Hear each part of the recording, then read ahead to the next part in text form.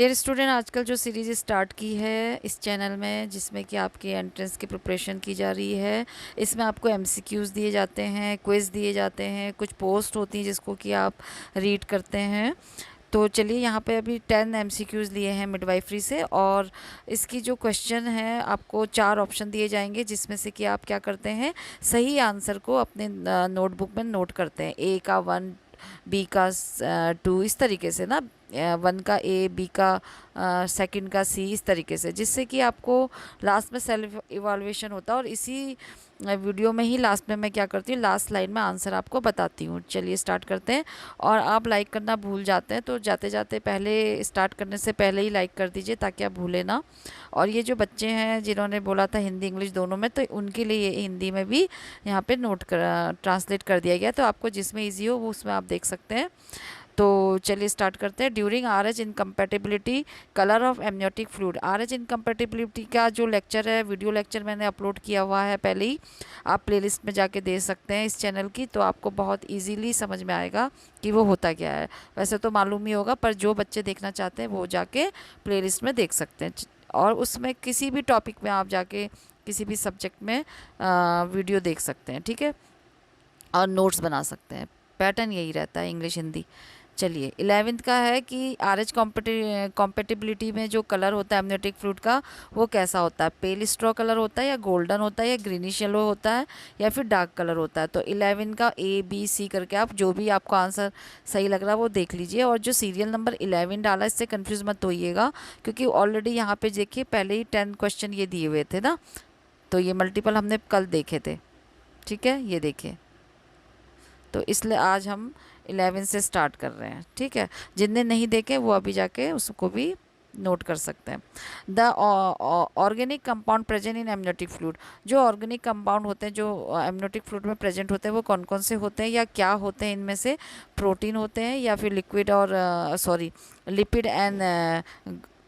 And ग्लाइकोज होता है, या फिर यूरिया एंड क्रिएटिनिन होता है, या फिर सारे ही होते हैं।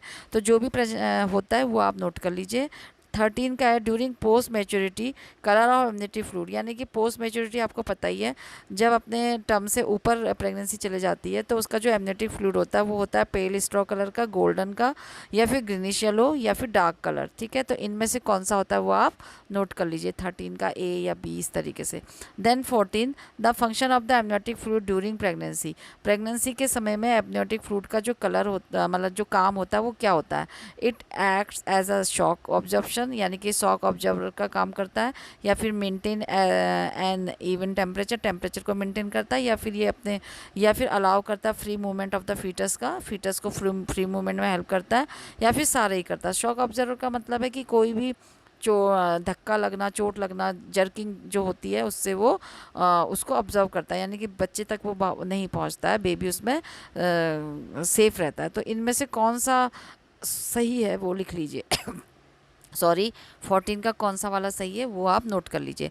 15, the function of the amniotic fluid during labour. अब लेबर में क्या है, वो तो आपने प्रेगनेंसी में देखा था फंक्शन। अब लेबर में क्या है इसका काम, कि it help dilatation of the cervix को डायलेट करना, या फिर है it flashes the birth canal during labour, यानी कि जो बर्थ कैनाल है उसको फ्लैश करना, ठीक है, रेडी करना, और ड्यूरिंग प्रेगनेंसी यानी कि उसको वो फ्लैश आउट करेगा पहले, तभी उसके बाद बेबी आएगा, ताकि जो भी इन्फेक्शन वगैरह वो क्लियर हो जाए। देन ड्यूरिंग यूट्राइन कॉन्ट्रैक्शन के समय में it prevent marks interference with the placenta circulation. तो ये क्या करता है, जो प्लेसेंटा सर्कुलेशन है उसमें जो इंटरफेरेंस होता है उससे क्या करता है, ये बचाता है, मतलब प्रिवेंट करता है, बचाता है। तो ये या फिर सारे ही होते हैं, तो कौन सा होता है वो आप बता दीजिएगा, लिख दीजिए। देन 16 का है pH of vagina during pregnancy. Pregnancy के समय में जो वजाइना का पीएच होता है वो एसिडिक होता है, या बेसिक होता है, या फिर न्यूट्रल होता है, या फिर सम टाइम एसिडिक और सम टाइम कभी एसिडिक होता है, या फिर कभी बेसिक होता है। तो जो भी सही है 16 का वो आप नोट कर लीजिए। Then 17 which is not a true statement, इनमें से कौन सा स्टेटमेंट सही नहीं है, नॉट अ ट्रू लिखा है, ठीक है। तो during pregnancy there is enlargement of the body of uterus, यानी कि जब प्रेगनेंसी का के समय में जो यूट्रस की जो बॉडी होती है वो बड़ी हो जाती है, इनलार्ज हो जाती है अपने साइज से, और जो वेट होता है यूट्रस का टर्म तक पहुँचते पहुँचते वो होता है 200 से 800 ग्राम हो जाता है। या फिर जो मल्टीपैरा वुमेन होती हैं एट टर्म में, उनकी जो यूट्रस की पोजीशन होती है वो कॉमनली क्या हो जाती है, ज़्यादातर वो एंटीवर्टेड हो जाती हैं जो मल्टीपैरा होती है। मल्टीपैरा पता ही है आपको कि जिनकी जो कि मोर देन वन चाइल्ड है ना। Then shape of the foetus, यानी कि जो फीटस का शेप होता है वो बिकम स्पेरिकल हो जाता है बियॉन्ड 36 वीक्स, यानी कि 36 वीक के बाद वो स्पेरिकल मतलब गोलाकार हो जाता है यूट्रस का शेप, ठीक। देन जो भी सही है वो आप लिख लीजिएगा। The weight of the uterus at term is about, जो यूट्रस का जो वेट होता है टर्म तक पहुँचते पहुँचते वो हो जाता है 200 से 300 ग्राम, या 992 है यहाँ पे, ठीक है, 900 to 1000 ग्राम, या फिर 2 to 3 ग्राम, या फिर 4 to 500 ग्राम, यहाँ पे 2 है बीच में, ठीक है। तो इसमें से जो भी है वो आप नोट कर लीजिए। देन नेक्स्ट क्वेश्चन है 19, Braxton Hicks contraction are, Braxton Hicks contraction जो होते हैं वो क्या होते हैं कि यूट्राइन कॉन्ट्रैक्शन जो प्रेगनेंसी में आते हैं, या फिर कार्डियक कॉन्ट्रैक्शन जो प्रेगनेंसी के समय में कार्डियक कॉन्ट्रैक्शन आते हैं उसे बोलते हैं, या फिर यूट्राइन कॉन्ट्रैक्शन जो प्यूबर्टी के समय में होते हैं उसको बोलते हैं, या फिर the uterine contraction that occur after delivery of the baby, यानी कि बेबी के डिलीवरी के बाद जो यूट्राइन कॉन्ट्रैक्शन होते हैं उसको बोलते हैं। तो ब्रैक्सन हिज किसको बोलते हैं ये आप देख लीजिएगा, ठीक है। देन है which statement is not true, अब इनमें से कौन सा स्टेटमेंट सही नहीं है।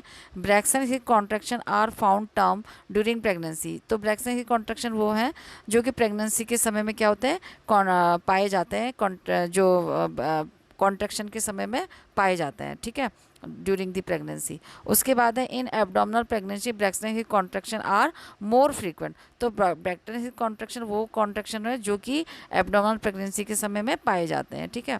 Then Braxton Hicks contraction can be felt by manual examination, तो ब्रैक्सन हिज कॉन्ट्रैक्शन वो होते हैं जो कि बाय मैनुअल एग्जामिनेशन के समय में पाए जाते हैं। बाय मैनुअल आपको पता ही है, जबकि उसका क्या किया जाता है, एग्जामिन किया जाता है मैनुअली, ठीक है, उसको बोलते हैं। फिर मतलब मदर का फंडस का एग्जामिन करते हैं ना बेबी की पोजीशन वगैरह जानने के लिए, तो उस समय जो कॉन्ट्रैक्शन आते हैं उसको ब्रैक्सन हिज कॉन्ट्रैक्शन बोलते हैं। या फिर during term uterus contraction become frequent with increase intensity, तो या फिर उसे बोलते हैं जब टर्म के समय जो यूट्राइन कॉन्ट्रैक्शन होते हैं वो काफ़ी तेज़ी के साथ आते हैं और कंटिन्यू बने रहते हैं, तो उसको बोलते हैं। तो इनमें से कौन सा जो स्टेटमेंट है वो सही है, ठीक है। तो आंसर मिला लीजिए।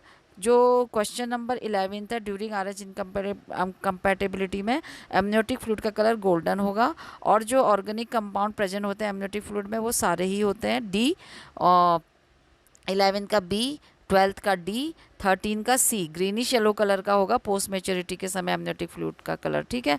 देन 14 का डी, यानी कि सारे ही फंक्शन जितने हमने पढ़े थे वो सारे ही एमनियोटिक फ्लूइड के फंक्शन होते हैं। देन 15 का फिर से डी, यानी कि सारे ही फंक्शन एमनियोटिक फ्लूइड जो लेबर के समय में होते हैं, ठीक है।